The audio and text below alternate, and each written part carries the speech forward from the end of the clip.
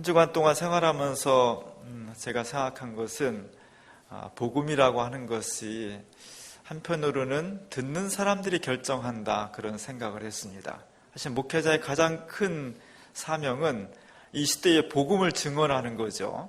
예수님께서 우리를 위해 십자가 달려 죽으셨다가 다시 부활하셨는데 그것이 2000년 전 유대 땅에서만 일어나고 끝난 것이 아니라 지금 우리의 삶과 우리의 사회와 역사 구석구석에서 그 십자가와 부활이 계속해서 지속되고 있다. 그치지 않고 계속해서 일어나고 있다는 것을 다양한 방식으로 증언하는 것이 목회자의 가장 중요한 사명이라고 저는 고백을 합니다. 근데 그 복음의 내용이 한쪽으로 치우쳐서는 안 되고 항상 삶의 균형이 이루어져야 되듯이 그래야 된다는 것이 저의 생각입니다. 예를 들어서 너무 개인주의가 발달한 사회 속에서는 복음은 사회성, 공동체성이라는 것을 의식적으로 강조해야 되는 거죠. 너무 집단적이어서 개인의 존중함이 없는 그런 곳에서는 개인이 중요하다는 것을 의식적으로 강조해 줘야만, 그래야만 이게 전체적으로 조화를 이루고 균형을 맞추게 되는 겁니다. 한국교회 전체를 보면 굉장히 보수적입니다. 그리고 개인적이고 사회에 대해서 별로 책임을 지지 않고, 그리고 좀 물질을 중요시하고 기복적이고 이런 성격이 굉장히 많이 있습니다.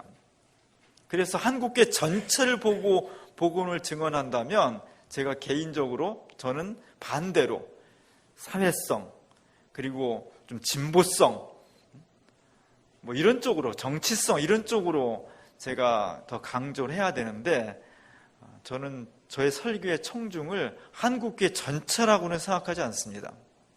그냥 여기 모인 여러분들, 우리 주민교회가 첫 번째고요. 조금 늘린다면 우리 교회와 비슷한 신앙의 성격을 가지고 있는 몇몇 교회들이 같이 들었으면 좋겠다.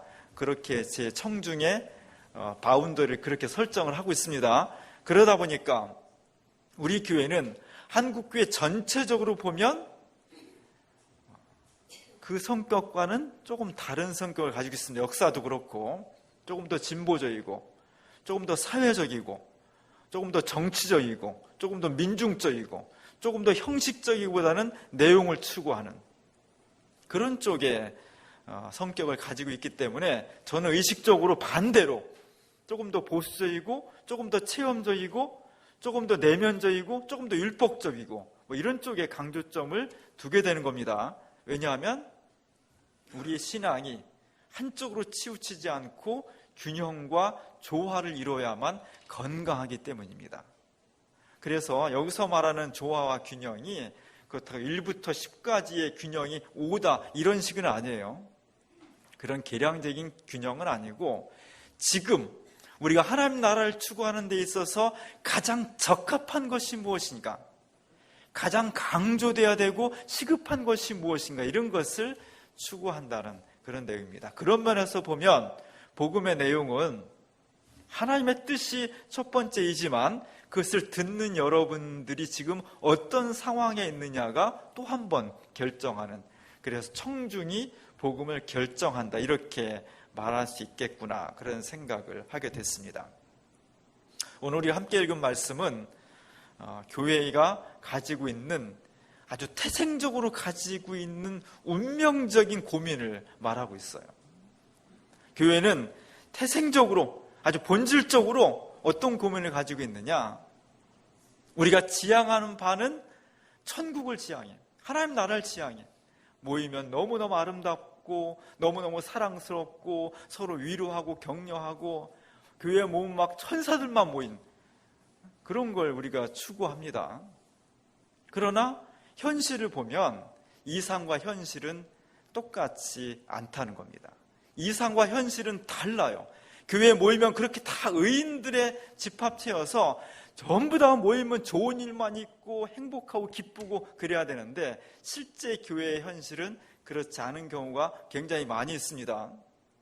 우리가 만화 영화 같은 데 보면은 라이언 킹이란 만화 영화를 보면 거기에 그 사자와 멧돼지가 막 나오죠. 만화로 보면 어때? 사자와 멧돼지가 만나고 막 끌어안고 막 같이 놀고 행복하게 지냅니다. 이상이죠. 실제 밀림에 가면요, 사자는 멧돼지를 보는 순간 잡아먹게 돼 있고 멧돼지는 죽어라고 도망가야 돼요. 이상과 현실은 똑같을 수가 없는 겁니다. 마찬가지로 교회에 모이면 우리는 모두가 다 천사길 원하고 모두가 다 하나님 나라가 이곳에서 이루어지는 것을 목표로 하고 지향하고 있지만, 그러나 실제로 우리는 사실은 다 결격 사유가 있고 다 죄가 있고 다 부족하고 다 천사 같은 것을 원하지만 그렇지 못한 악마적인 요소를 가지고 있는 것이 우리들의 실제 모습이에요. 그러다 보니까 교회에 와서 위로도 받고 세임도 얻지만 때로는 상처를 받기도 합니다. 새신자가 와서 교회에 오면은 전부 다 교인들이 막 천사처럼 보일 것으로 보고 왔지만 와보니까 그렇지 않은 모습을 보면서 실망하기도 하고요. 오히려 초신자일 때는 잘 몰랐는데 교회의 중책을 맡으면 맡을수록 교회의 민낯을 보게 되고 그러면서 때로 실망을 하고 상처를 받기도 하는 겁니다. 그것이 교회의 운명이에요. 할 수 없어요. 왜? 교회는 의인들의 공동체를 원하지만 모인 사람들은 죄인들이기 때문이에요. 예수님이 만난 사람은 다 천사 같은 사람 만났겠어요? 다 건강한 사람만 만났겠습니까? 예수님은 거꾸로 내가 의인을 부르러 온 것이 아니라 죄인을 부르러 왔다. 내가 건강한 사람을 만나러 온 것이 아니라 문제가 있고 약하고 아픈 사람을 만나러 왔다고 그렇게 말씀하신 거예요. 교회는 천사 같은 하나님 나라를 지향하지만 여기 모인 우리는 다 저나 여러분이나 다 문제가 있고 아픔이 있고 부족한 사람들이다. 그것을 정확하게 인식을 하고 교회를 시작을 해야 됩니다. 오늘 야고보 교회도 마찬가지예요. 야고보 교회도 초대교회지만 2000년 전의 교회는 지금 교회보다 훨씬 더 아름답고 성숙했을 것이다. 물론 그런 면이 있지만 똑같이 교회가 본질적으로 가지고 있는 교회의 고민을 똑같이 간직하고 있었습니다. 그래서 초대교회에 보면 서로 막 다퉈요. 사람들이 모이면 좋은 말도 하고 좋은 경우도 있지만 모여서 막 의견이 다르고 다투는 거예요. 어떤 사람은 나는 열심히 일하는데 저 사람은 맨날 노는 것 같아. 뭐 이런 것 때문에 서로 분열도 생기고, 어떤 사람은 나는 정말 어려운 가운데서 열심히 최선을 다해 헌금하는데 나보다 더 부유한 사람은 나보다 안 하는 것 같아. 이런 것 때문에 또 의견이 달리기도 하고, 어떤 경우는 유대인들과 문화가 다른 이방인들과 또 문화적인 차이로 다툼이 생기기도 하고, 유대인 사이에서도 본토배기와 해외 교포로서 유대인 사람과 또 달라서 다투기도 하고, 이런 것 때문에 교회가 한 공동체로 모이지만 그 안에서 또 이렇게 나뉘어지는 그런 모습을 보고서 야고보 기자가 가슴이 아픈 거예요. 하나님의 교회가 더 좋은 교회를, 정말 우리가 지향하는 교회를 만들기 위해서 어찌하면 좋을까? 기도하고 고민하고 연구하면서 오늘 이 편지를 쓰는 겁니다. 초대교회가 문제가 없었다면 이런 편지를 쓸 이유가 없는 거예요. 초대교회나 지금의 교회나 교회는 다 본질적으로 운명적으로 이런 고민을 안고 있는 거예요. 왜? 여기 모인 사람들이 다 하나님의 자녀로서 의로움을 추구하지만 그러나 우리는 다 부족한 사람들이고 우리가 발을 딛고 있는 현실은 탐욕과 죄악이, 거짓이, 악이 우리 삶을 둘러싸고 있기 때문에 그 간격 속에서 고민하고 갈등하는 겁니다. 그래서 교회 오시는 분들, 교회에 딱 발을 들여놓은 순간 주민교회는 다 천사들만 모였을 것이다, 그런 기대는 접으세요. 우린 다 그렇게 살고 싶지만 나나 여러분이나 그렇게 살지는 못하고 있구나. 그러나 중요한 것은 거기에 만족하지 않고 하나님의 뜻을 이루기 위해서 최선을 다해서 노력하는 공동체, 그런 사람들의 모임, 부족하지만 그렇게 하려는 모임, 그것이 교회예요. 오늘 야고보서는 어떻게 하면 그렇게 할 수 있겠느냐, 이런 현실을 들여다보면서 어떻게 하면 하나님의 나라를 이룰 수 있는 교회가 될 수 있겠는가 하는 그런 방법론을 제시하고 있는 겁니다. 그 방법이 중요한 거예요. 오늘 성경 말씀에서는 한마디로 말하면 은혜로운 교회를 위해서, 이렇게 죄인들이 모인 공동체이지만 천사 같은 공동체를 만들기 위해서, 그런 은총의 교회를 위해서 딱 한마디로 말하는 것은 서둘러서 해야 될 것과 더디게 해야 될 것을 구별해서 하라는 겁니다. 할 것이 많고 해야 될 것이 많은데 딱 서둘러서 해야 될 것, 그리고 더디게 해야 될 것을 구별하게 하는 것이 현실적인 방법론이라는 거죠. 어떤 것은 저 아가씨처럼 머리를 휘날리면서 치마를 휘날리면서 막 급하게 추구해야 될 것이 있고, 어떤 것은 저 거북이나 달팽이처럼 세워라 내어라 하면서 최대한, 약간 거북이도 힘들는데 달팽이까지 얹었으니 얼마나 더디겠어요. 교회 생활을 하다 보면 서둘러서 해야 될 것이 있고 최대한 늦춰서 더디게 해야 될 것이 있다는 겁니다. 이 두 가지를 잘 조정하면 완벽하지는 않더라도 그래도 우리 교회가 보다 행복하고 하나님 나라에 가까운 교회가 될 수 있다는 것이 오늘 야고보서의 말씀입니다. 더디게 할 것은 뭐냐? 더디게 할 것. 첫 번째로 말하는 것을 더디게 하라는 거예요. 사실 교회는 말씀의 공동체죠. 그래서 말씀이 풍성합니다. 말이 많습니다. 말은 대단히 소중한 거예요. 말 때문에 새 힘을 얻고, 말 때문에 내 상처가 위로를 받고, 말 때문에 내가 새로운 용기와 새로운 비전을 갖게 되는 것이 말입니다. 우리 교회에 그런 격려와 위로와 사랑과 희망의 언어가 넘쳐났으면 좋겠습니다. 사실 교회는 그 말을 통해서 우리 자신을 변화하고 사회 시스템을 변혁해가는 공동체가 교회의 본질이에요. 문제는 그 말 속에는 그렇게 위로하고 사랑하고 격려하는 말뿐만 아니라 상대방을 공격하고 상처를 주는 경우도 굉장히 많이 있다는 겁니다. 말이라고 하는 것은 우리들 속에서 내 자신의 인격과 삶을 드러내 보여주는 것이기 때문에 내가 말을 뱉는 순간 그것이 다른 사람에게 고통을 줄 수도 있다는 것이 2000년 전부터, 아니 그 이전부터 경험적으로 알고 있는 거예요. 그래서 말을 더디게 했으면 좋겠다는 거예요. 말이란 내가 이것이 맞는 것인지, 내 판단과 내 생각이 정확한 것인지, 또 내가 말하는 것이 잘못된 것은 아닌지, 이런 것을 한번 생각하고 말하는 것이 중요하다는 겁니다. 어떤 때는 나는 이런 뜻으로 말하려고 했는데 내 뜻이 내 말을 통해서 전혀 반대로 전달되는 경우도 있어요. 아이들에게 나는 너를 사랑해, 사랑해서 하는 말인데 어떤 때는 그 사랑의 언어가 화를 내기도 하고 짜증 섞인 것으로 들릴 수 있다는 겁니다. 말이 내 뜻을 배신하는 경우가 있는 거예요. 그래서 말을 더디게 하라는 거예요. 최대한 더디게, 이 말이 맞는지 사실인지, 이 말이 다른 사람에게 용기를 주는 것이 상처를 주는 것인지를 잘 생각해서 하는 사람이 지혜로운 사람이고, 교회는 그렇게 말을 더디게 하는 사람들이 모여야 된다는 겁니다. 또 하나 더디게 할 것은 화를 더디게 내라는 화. 옛날에 화를 막 급하게 내는 사람들이 모이면 그건 막 불안해. 그 모임이 막 긴장이 돼요. 그래서 사람의 기질에 따라서 화를 좀 덜 내는 사람이 있고 좀 더 내는 사람이 있습니다. 옛날 사람들은 왜 저 사람은 화를 더 많이 낼까? 분석을 했어요. 의학이 발달하지 않았을 때 우리가 피를 보면 감정이 막 오르죠. 무섭고 흥분되고. 그래서 화를 많이 내는 사람은 그 속에 다른 사람보다 뭐가 많아요? 피가 많아서 그럴 거야. 그런 사람 무슨 사람이라고 그래요? 다혈질이야, 다혈질. 남들보다 화를 빨리 내는 사람은 나보다 저 사람이 피 양이 많구나 이렇게 생각하시면 돼요. 다혈질인 사람이 있어요. 성격이 급하다 보니까 막 화가 많이 올라와.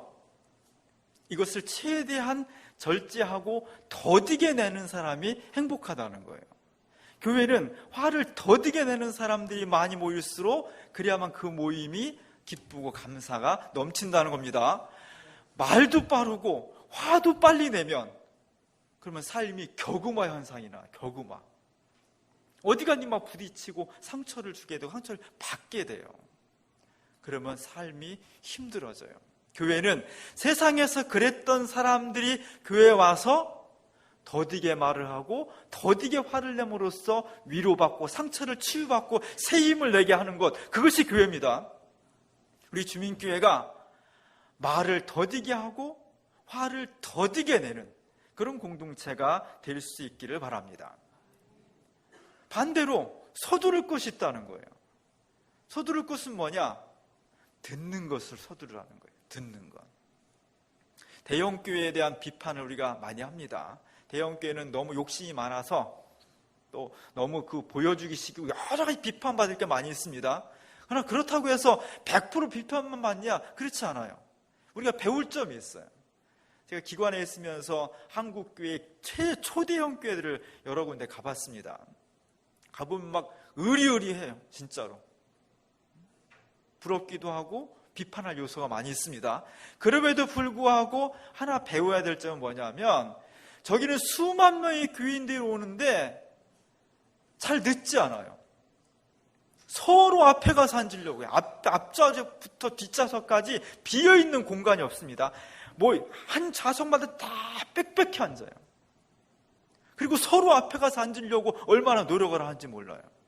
늦게 오면은 어떤 때는 교회 예배당도 못 들어가고요. 저 뒤에 아니면 딴 데 가서 화면으로 예배 드려야 돼요. 그런 거에 비하면 우리 교회는 참 널널한 교회죠. 언제 와도 앞에 앉을 수 있고요. 일찍 와도 앞에 잘 안 앉습니다. 큰 교회가 다 좋은 건 아니지만 우리가 이런 건 배워야 돼요. 가능하면 앞에 앉아서 하나님 말씀을 속히 듣고 잘 듣고 그것을 내 속에 새기려고 노력하는 그런 열정이, 그런 하나님 말씀을 속히 듣고자 하고 서두르는 그런 마음들이 새로운 교회를 이루고 하나님 말씀의 공동체를 이룬다는 거예요. 또 하나는 실천하는데 서두르라는 거예요. 실천하는데. 하나님 말씀을 듣고 실천하는데 더디어. 왜냐하면 하나님 말씀은 대부분 다 용서하십시오, 여러분 시간을 나누고 물질을 나누고 봉사하십시오, 남을 도와주십시오, 사랑하십시오, 인내하십시오, 헌신하십시오, 희생하십시오, 다 이런 거예요. 그래서 그 얘기를 실천하니까 부담이 돼. 그래서 많은 기독교인들이 이걸 더디게 실천하려고 그래요. 최대한 늦추는 거예요. 최대한. 이런 사람, 이런 교회는 건강해질 수가 없다는 거예요. 우리가 정말 건강한 삶, 건강하고 행복한 삶과 교회를 이루려면 말하고, 공격적인 말하고, 그리고 격한 성질 내는 것은 최대한 늦추고, 반대로 하나님 말씀을 듣고 실천하는 데는 최대한 속도를 내라는 거예요. 하나님 말씀이 딱 내게 들어오는 순간 내 상황이 어렵다 할지라도 그 말씀을 믿어버리고 그 말씀을 실행해버리는 것, 나머지는 하나님께 다 맡겨버리는 것, 이런 사람의 신앙이 강건해지고 이런 사람의 신앙이 성장할 수가 있는 겁니다. 그래서 오늘 야고보서의 이 기자는 초대교회의 교회의 모습을 보면서 여러 가지 아픔과 상처가 있는데 이것을 해결하기 위해서 안타깝게 호소하고 있는 겁니다. 내 사랑하는 형제들아. 교인들을 부를 때 내 사랑하는 형제들아 이렇게 부르고 있습니다. 오늘 본문에서. 여러분이 듣기는 속히 하십시오. 그 대신 말하기와 성내는 것은 더디하십시오. 여러분이 정말로 복음을 받아들인다면, 듣기만 하고 실천하지 않는다면 그것은 자기를 속이는 겁니다. 그러니 들은 사람은 그것을 즉각적으로 실천하십시오. 이렇게 당부하고 있는 겁니다. 더디게 할 것, 남을 공격하는 말, 화내는 것은 최대한 늦추십시오. 빨리 할 것, 고민하지 말고 이것저것 재지 말고 하나님의 말씀을 듣고 실천하는 것은 그냥 즉각적으로 하십시오. 이 두 가지, 서두를 것과 더디게 할 것을 정확하게 구분해서 하는 사람, 이런 사람에게 오늘 25절에 보니까 하나님께서 그런 사람들에게 복을 내리신다는 거예요. 2016년도가 여러분 모두 행복했으면 좋겠습니다. 복됐으면 좋겠습니다. 어떻게?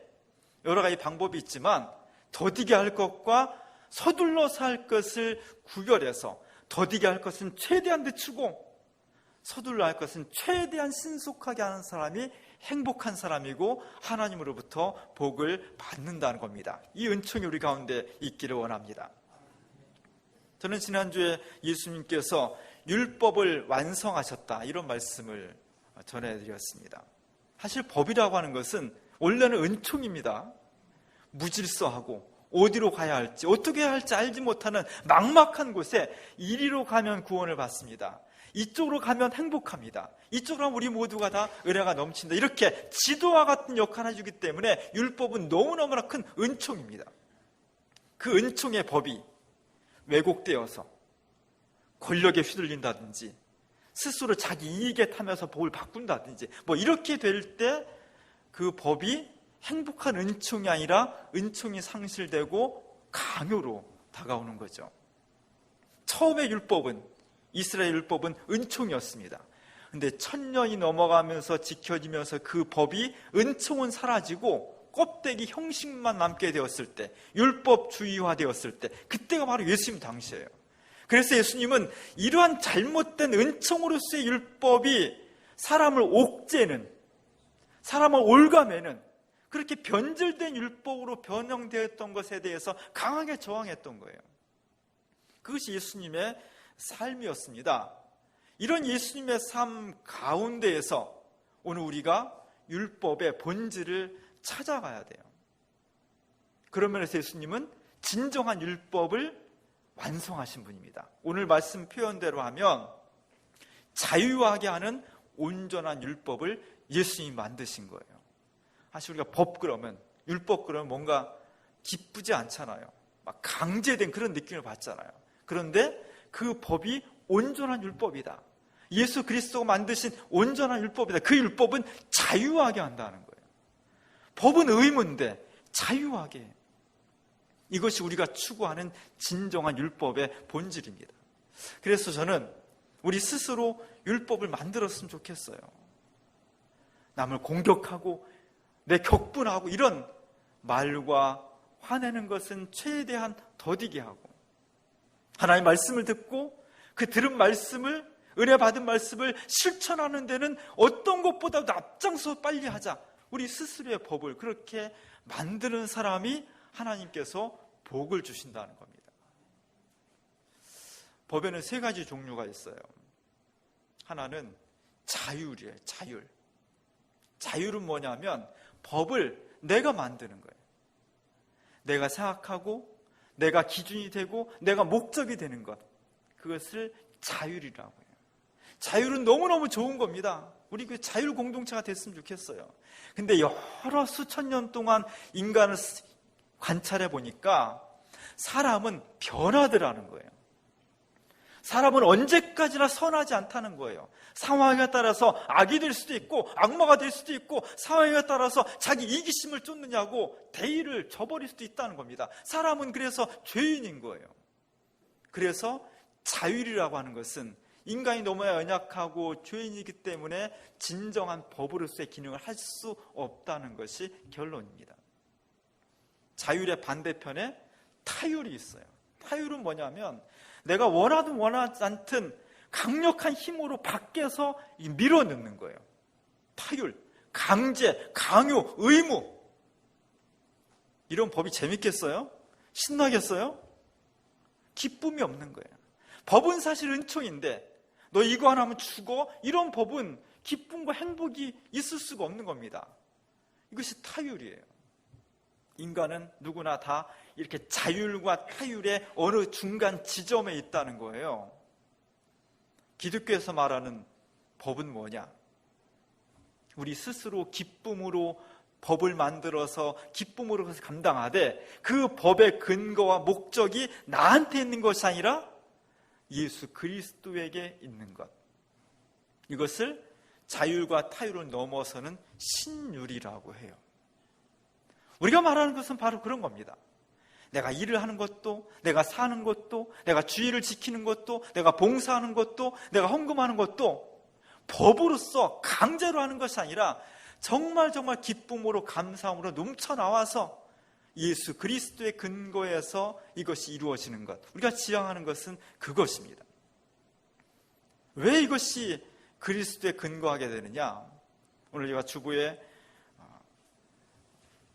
제자들의 발을 씻겨주시는 예수 그리스도의 모습을 담았습니다. 브라운이라는 사람이 한 150년 전에 그린 그림입니다. 요한복음 13장에 보면 예수님께서 제자들의 발을 씻겨주셔요. 지금은 세족식이 많이 유행이 돼서 학교에서도 하고 요즘 군대에서도 막 해요. 그래서 세족식이 낯설지 않지만 2000년 전에 발을 씻어주는 것은 완전히 종들이 하는 거예요. 하인이 상전한테 하는 거예요. 왜냐하면 그쪽은 건조한 기후였기 때문에, 그리고 지금처럼 구두가 발달하지 않아서 샌들을 신었거든요. 더우니까. 여름에 슬리퍼 신고 돌아다니면 발이 깨끗합니까? 먼지가 막 뽀얗게 끼잖아요. 가장 더럽고 지저분한 곳이기 때문에 낮은 사람들이, 하인들이 상전에 발을 씻어줘요. 제자가 스승의 발을 씻어주는 것이 의심할 수 없는 진리였습니다. 근데 예수님께서 죽음을 앞두시고 당신이 제자들의 발을 씻어주시는 거예요. 너무너무 충격적이고 파격적인 그런 모습이었습니다. 그래서 이 모습을 보고서 제자들이 너무너무 놀라요. 뒤쪽에 있는 제자들 보면 왼쪽에 두 번째 제자는 너무 놀라서 턱을 책상 탁자에 괴고서 확대해 보면 눈에 이렇게 눈물이 그러하게 고였습니다. 어떻게 우리가 예수님 발을 씻어드려야 되는데 예수님이 우리의 발을 씻어드려, 이런 일이 있을 수 있나? 막 머리를 감싸고 그렇게 막 눈물을 흘리고 충격을 받습니다.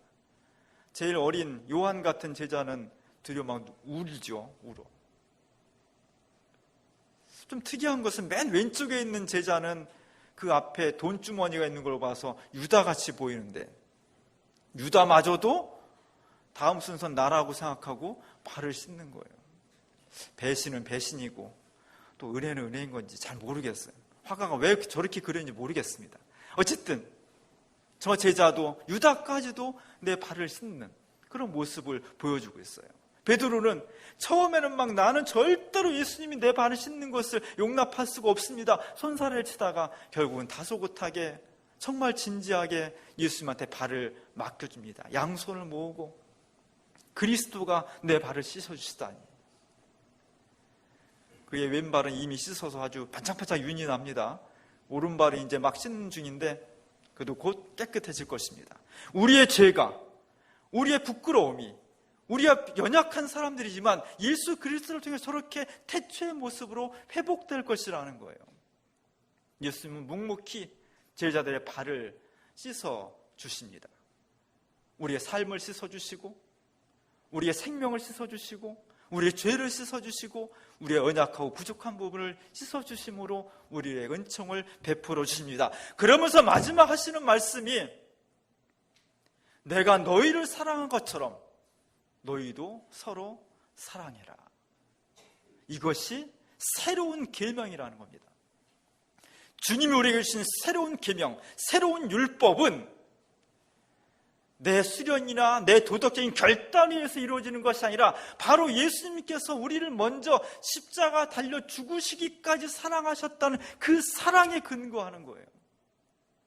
그 사랑 때문에, 우리는 엄청난 사랑을 이미 받은 사람들이기 때문에 그 사랑이 너무 감격스럽고 너무 고맙고 너무 감사해서 예수님, 제가 그 사랑을 받은 사람인데 이 정도는 하겠습니다.